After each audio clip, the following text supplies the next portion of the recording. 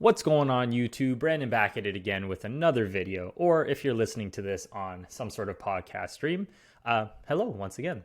Now this video is going to be talking about if you want to make more money with your dispensary in 2023, you need to listen to the things that I'm going to say to you right now. I'm going to jump into it.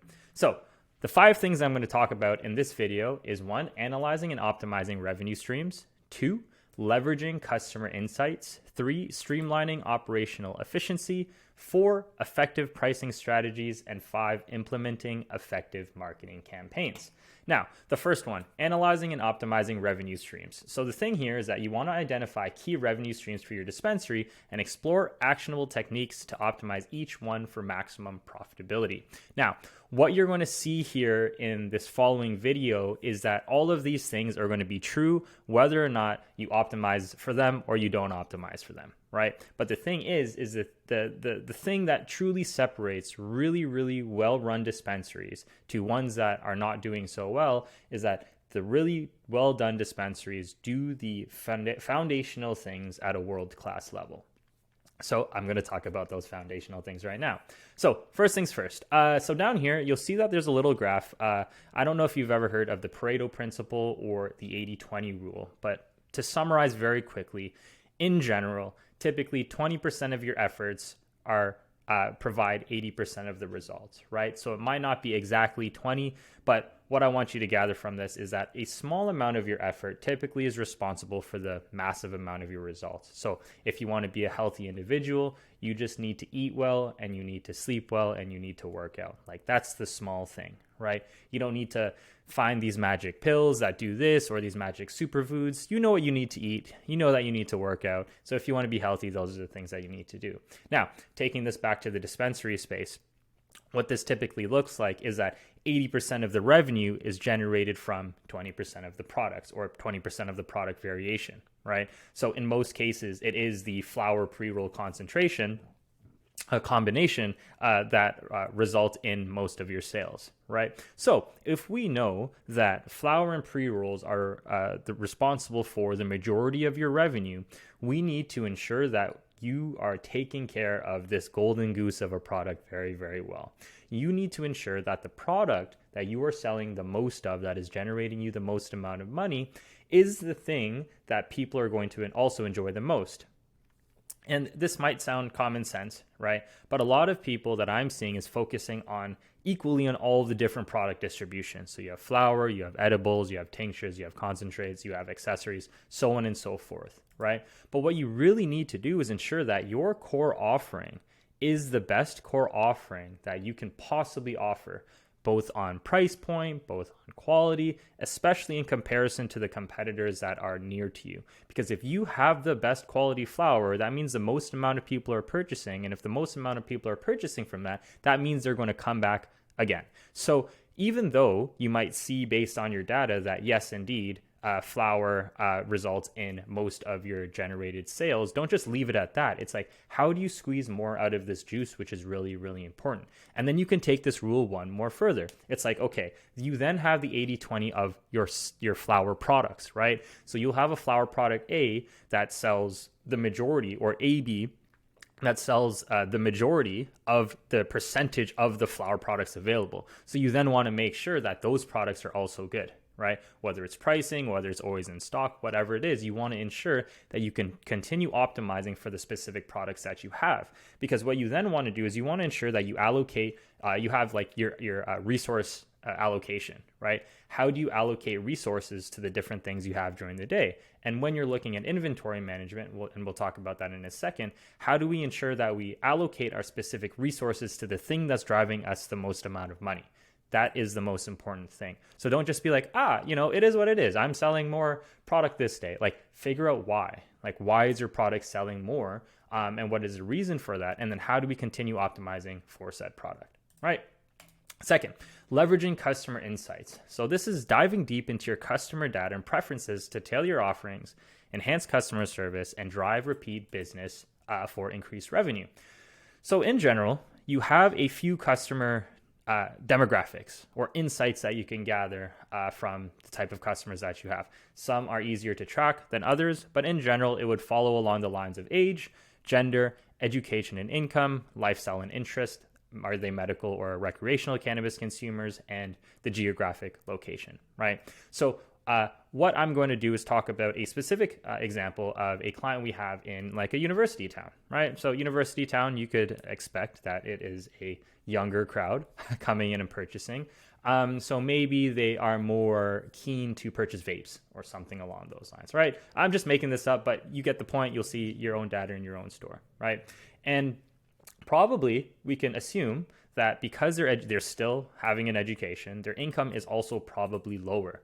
So if you are near a university town, does it make sense to price your products out of market essentially because you are this premium product, right? At the end of the day, if the demographics of the people who are purchasing from you are not shopping, cannot buy your product, then it doesn't matter, right? So what you then need to do is cater your entire sort of vibe, if you will, to these specific customer demographics, right? Maybe you have more sales. Maybe you have mascot deals, right? Maybe you have fun deals, right? Maybe you have exam deals or midterm deals, whatever it is. By catering your offering specifically to the demographics that you have, you will then increase both purchase size and increase purchase frequency, because those are the only two things that you can really do to increase revenue for your business, right? You need to increase the purchase size. So instead of somebody buying a $30, whatever it is, they will come in and purchase maybe $60 or $70, right? Or if you have a lot of deals, you increase purchase frequency, right? So you increase the number of times that your customers will come back and purchase over and over and over again, right? So, but the only way you can go ahead and do this is by optimizing for these specific things, right? You need to optimize for the type of customer you're serving to. If you're in an older demographic, maybe you do a higher priced item, but it's also a higher quality item, right? But if it's students, it's a lower price, maybe a slightly lower quality item as well, right? So you need to ensure you look at your data and figure out what is the 80-20, right? What is the 80-20 of who's purchasing from your dispensary? And then how do you then optimize that 80-20 to ensure that your dispensary is optimized for the specific customers that you have, right? The third one is streamlining operational efficiency.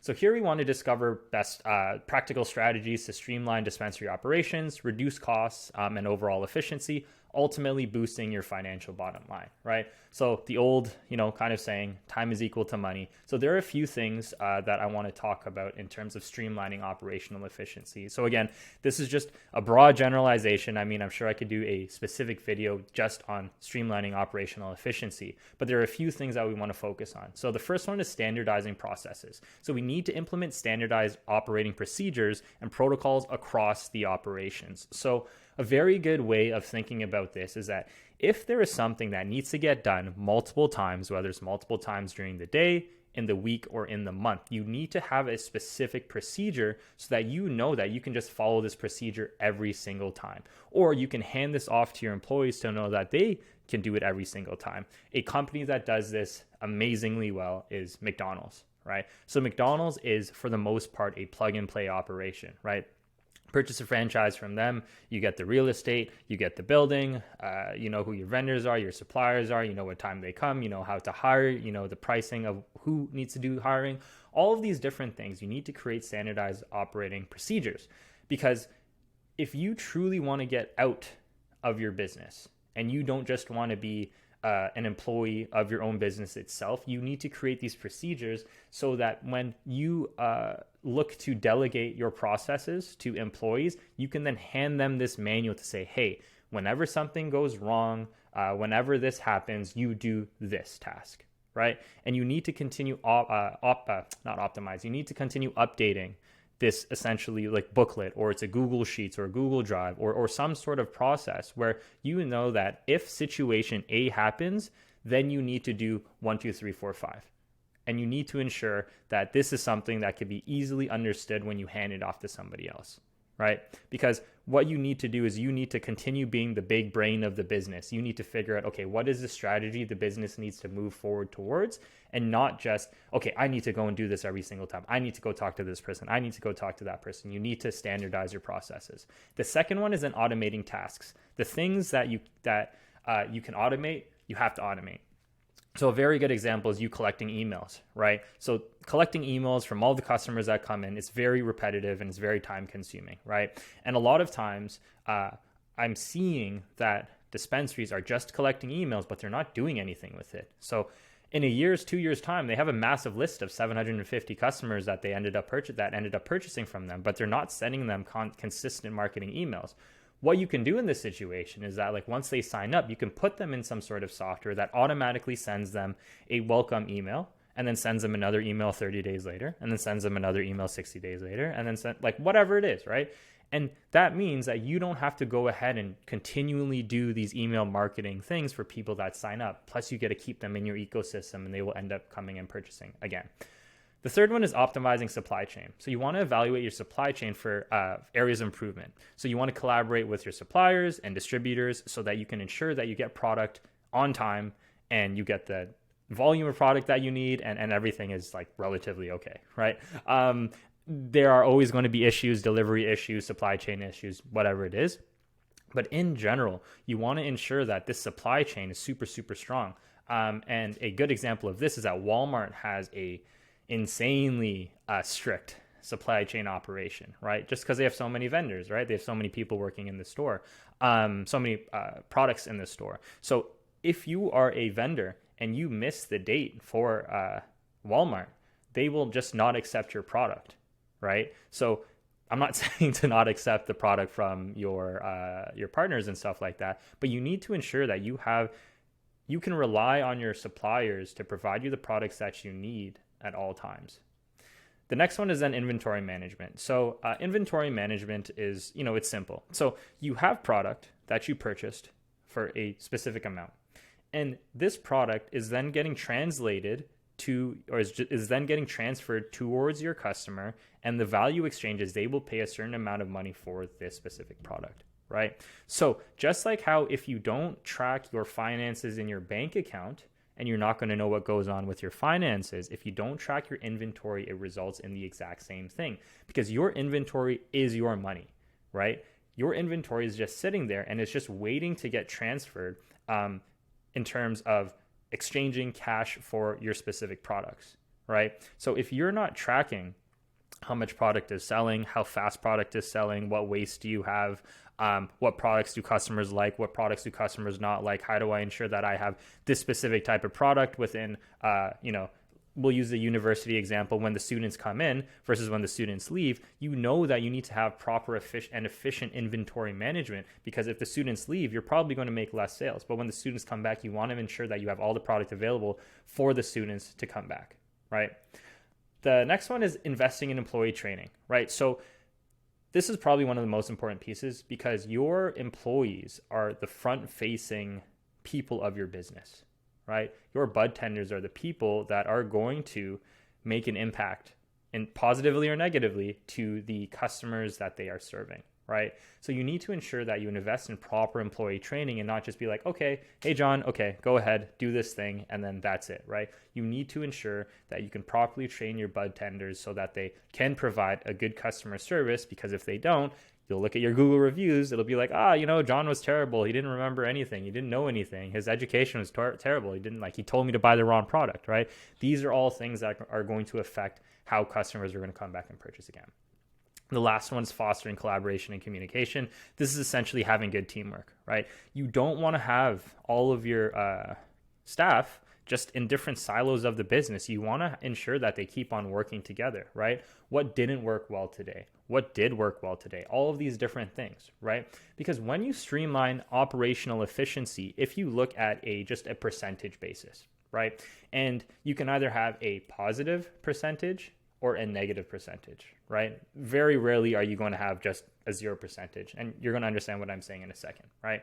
So based on your operational efficiency, you are either going to be a percentage positive or percentage negative in how your business is run, right? right? That's just a reality of things. So over the course of time, maybe it's not in a day, maybe it's not in a month, but over the course of 12 months, 18 months, 24 months, whatever it is, you're going to see a dramatic increase in your business based on these operational procedures, or a decrease in your business based on these operational procedures. And if you're like most dispensary owners, you want to open up multiple stores. So if you want to open up multiple stores, you need to ensure that these things are set in place, because you don't want to just start all over again when you open up the second, third, fourth, and fifth store. You want to ensure that you can do all the things properly and do all the things well, so that you can not just open up the new store, but open up the new store better, faster, stronger, generating even more revenue, right? The next one is effective pricing strategies, right? So this goes without saying, but I just want to tell a very quick story on these two gas stations. So I live kind of closer to the bottom of this hill. And in order for me to get to this highway up here, I need to go and drive up this hill. So there are actually two gas stations. There's this gas station here in green. For those of you who are just listening, it's on the hill, right? Not at the top, but it's like in the middle of the hill. And then the gas station, the second gas station closest to the highway, is on the top of the hill. So when I'm driving, I can't see the pricing for this second gas station on the top of the hill. I can only see the pricing at this bottom. Now, for the longest time, I had a loyalty card for the gas station here at the top of the hill. And I used to just go there without even thinking, right? And then eventually, what ended up happening was that this gas station in the middle of the hill, they started lowering their prices just slightly. It was by like a cent, maybe 2 cents. But I would still continue going to this gas station because I had the loyalty card and everything like that. And everything was fine. But as I was driving, I think maybe 3 weeks passed. And every single time I drove past a gas station, I just made a mental note to say, okay, which gas station is cheaper? Which gas station is cheaper? It got to a point after maybe a month to where this green gas station on the hill, right, started. I was like, okay, you know what? Let me start going to this gas station, because this gas station was consistently cheaper. And the reason why it took me so long is because like there is like this gas station, I wouldn't be able to see the price differences, right? So not until did I get to this second gas station, I was like, the gas station on top of the hill continues being more and more expensive. So eventually what happened is I switched to this first gas station on the hill, and no matter what happens, I go to this gas station because I even got a loyalty card. So the reason why I told this story is because these are the different pricing strategies that you need to implement on a granular level based on what your competition is doing.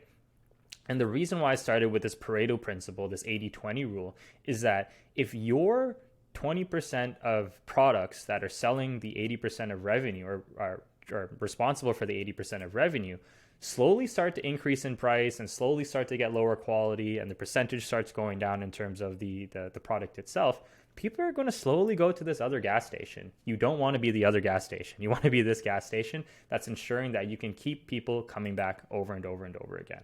Right? So you want to make sure that you have the proper pricing strategies. And this is always fluid, right? This gas station is simple because it's just, this is the price of gas, this is the price of gas. But you have multiple products, multiple SKUs, multiple competitions, multiple categories of things that you need to buy. And you need to ensure that the pricing strategies that you have put in place are things that are going to cater towards the audience that you're trying to sell to. Right? Last one. Implementing effective marketing campaigns. So if you've been following my channel for any amount of time, you need to have some sort of marketing strategy to tell people that you exist, right? So there's 3 things for sales, and the first one is awareness. You need to make sure that people know you exist in the first place, because if they don't, the second one is conversion. How do you convert people into paying customers? And then the third one is loyalty. How do you get people coming back over and over and over again? Now, I always say that the best way that you can cover the first 2 categories of generating sales, awareness and conversion, is with SEO. It's with ranking on Google, because when you show up on Google, people have a higher likelihood chance of buying from you because they are typing in cannabis near me, dispensary near me. They're typing in all these keywords. And the reason why they're typing in these keywords is because they want to come in and buy some sort of cannabis product from you, right? You don't just go in and just type in restaurant near me for fun and just look up all the near burger joints and things like that. I mean, maybe you do if you're a food critic or something like that, right? Or if you have a food Instagram. But what you need to do is you need to figure out a way that you can rank higher on Google, because once you do, you unlock the power of search, right? Because people are automatically going to go in and type online dispensary near me and then go in and buy, right? Just like if you're looking for a plumber or a general contractor or anything like that, right? Any brick and mortar location, typically uses Google to be found, right? Even if you do delivery is the same thing. We delivery in insert city 1, insert city 2, insert city 3, right? So by far, this is going to be the best marketing strategy. Don't get fooled by trying to run a bunch of social media campaigns. Like if your SEO is tight and it's good, great. You can then move on to other marketing strategies to help boost those results. But like 3,000 followers on Instagram doesn't mean anything because you don't even know if those people are going to come in and purchase from you, right? So you need to ensure that you rank high on Google using these SEO strategies. And luckily for you, this is something that we directly focus on. So if you need any help with your SEO campaigns, if you want to rank higher on Google, this is something that we directly specialize in. Now, final note is that if you are looking to double your dispensary sales, there's 2 ways you can go about doing it. One, we have our marketing guide and checklist, so you can look at that in the description below. Or if you want to have more custom strategy session, right? This is a free session. Don't worry about it. I will look at all of your online assets. I would see what I would do to help benefit you. I will use these strategies that I spoke about in this video, and you can go ahead and schedule a free one-on-one call with me, and you can see all the links in the description below, or you can go to cannabudmarketing.com/schedule. But yeah, so that's it for me today. I hope you enjoyed the video, and I'll talk to you guys next time. See you later. Bye.